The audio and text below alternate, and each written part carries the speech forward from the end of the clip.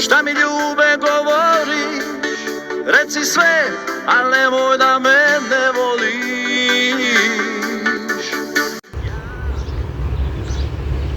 Imamo pitanje. Koliko riječi iz našeg kraja nestaje svake generacije? Danas ćemo provjeriti kako 3 generacije Metkočana, naši djedovi, roditelji, vršnjaci, koriste stare neretvanske riječi. Idemo prvo od onih koji te riječi danas živo pamte. Dobar dan, evo nas kod onih koji su te riječi sami koristili, a danas je s nama Ivan. Anka Petrušić. Ante Petrušić. Možete mi reći jednu od riječi koje ste vi prije koristili, a mislite da mladi danas ne koriste? Pa recimo duzina žaba. Čikare. Kanj i tola. Šta to znači? Pa u ulovu žaba, broj 12 ulovljenih žaba smo zvali duzina žaba. Šta je to? To je šalica za kavu, za mlijeko i tako.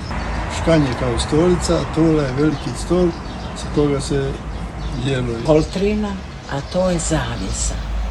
A šta s onima koji su te riječi samo čuli? Koristili su nedjelje i znali se njihovo značenje. Amo saznati. Dobar dan, s nama je Ivana, Dominik i Nikola, Maša, Eva i Ivana.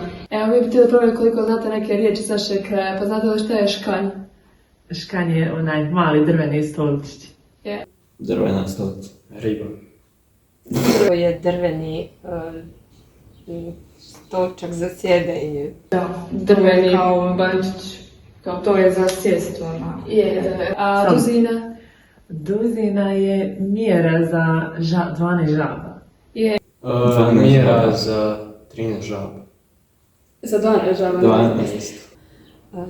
To je mjera za 12 žaba. Znate li šta je tola? Vrsta obuće. Zastava. Meni zvuči kao neki krompir. Ne. Znate šta je čikara? Čikara je šalica. Šolja. Da, to je za Šalica. čaj ili za kavu. Šalica, šolja. I za kraj znate li šta je koltrina? Neka. Polica. Kota. Zavisa. Ne. Eto, to je to, hvala vam na vremenu. To je to, hvala vam. Hvala vam. Nema na čemu. Šta mi ljube I evo, od 5 riječi koje smo pitali, samo 2 baš nitko nije znao. A koliko ste ih vi znali? Koristite li neke od njih i dalje? To je bilo to za danas. Hvala vam na gledanju i pozdrav iz Metkovića.